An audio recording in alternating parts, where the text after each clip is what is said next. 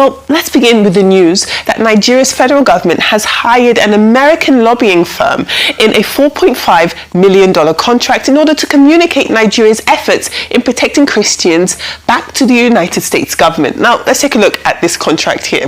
All of this is according to this contract. Now, it does show the agreement with the US Department of Justice, in which Asta Legal, which is a law firm based in Kaduna State, it did hire the services of DCI Group on behalf of the Nigerian National Security Advisor, Nuhu Rubadu, who's also noted on this contract. Now, the contract is to last for 6 months until the 30th of June 2026, and the contract also includes a clause that stipulates that any party can terminate the agreement for any reason without penalty by providing 60 days advance written notice of the termination to the other party. That's what's set out in this contract here. But the wider story here is that the UK publication Africa Confidential report, they said that essentially there's a bit more to this story. So what they're talking about is Biafra secessionist groups, how they've paid Washington lobbyists to the tune of $66,000 in order to get support from the likes of senior Republicans, the likes of Ted Cruz. That's him there, and also Mike Pompeo, both of those senior Republicans. But as This Day has reported and clarified, the Nigerian federal government with this contract outspends the separatists by far, as it has agreed to pay $750,000 monthly for 6 months. Now, across those 6 months, that would be a total of $4.5 million. Now, we have seen these reports. There have been reports circulating citing $9 million, but that's actually not true at this point. Now, at the end of this initial 6-month period, the contract can be renewed for another 6 months, which would take the total amount to $9 million, but that hasn't happened yet. What has happened, what is confirmed, is $750,000 monthly for 6 months, which totals to $4.5 million. Now, we remember that all of this stems from the Trump administration redesignating Nigeria a country of political concern.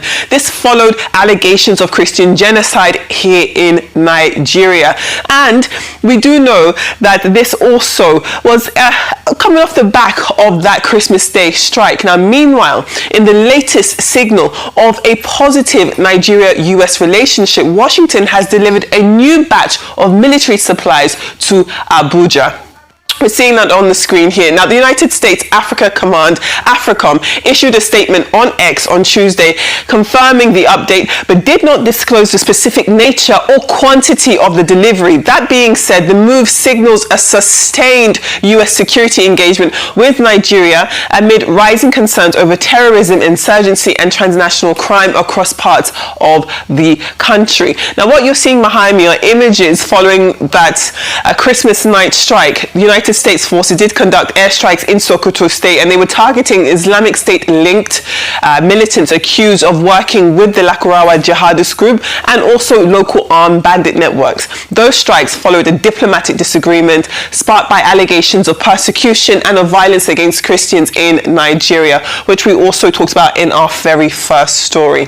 Now, So this is my thoughts about this lobbying conundrum and the lobbying warfare. I think we are all losers in this as Nigerians, both the Biafran Lobbyists group and the federal government. And I'll take you back to 1968. In the thick of the Civil War, the Biafran side engaged a Geneva-based lobbying company and a media PR company called Mark Press to propagate their ideology, their ideas, and have easy passage. And we're telling the Biafran story then. The Nigerian government also reacted, got their own PR company too, to be able to equalize it. Both companies earned a lot of money, went on media spin, while Nigerians were dying in the southeast part of the country. There was kwashiorkor, there was malnourishment, there were kids dying. While the PR companies did their thing, the heart and the soul of this country was broken. Parts of this country couldn't trust each other again, but the PR companies made their money. Fast forward till today, the same thing happening. Government gets their own PR company, the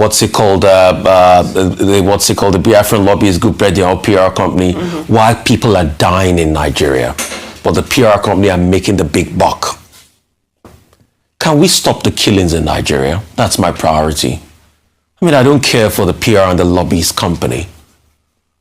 Let's have a country where people will not die, where they will have sanity, where they can truly say Nigeria did not happen to them. Look at the front page of the Daily Trust. Those cars leaving a certain area was because Bl0w was going to strike around there.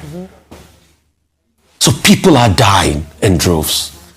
And we are doing the PR dance. It doesn't all go well for anybody. I want a country that is safe, that is secure for everybody. That's my priority. And not all this jubilation and gesticulation. Oh, we have a pound back in the PR warfare. We are outgunning. I even saw one of the headlines say we are outgunning. Outgunning at the expense of Nigeria's life. Being gone, died, people are dying. And we are outgunning each other on who can book the best PR company. Do we think? Are we sensible? Are those lives being lost? Are they just numbers? Don't they have families, goals, and aspiration?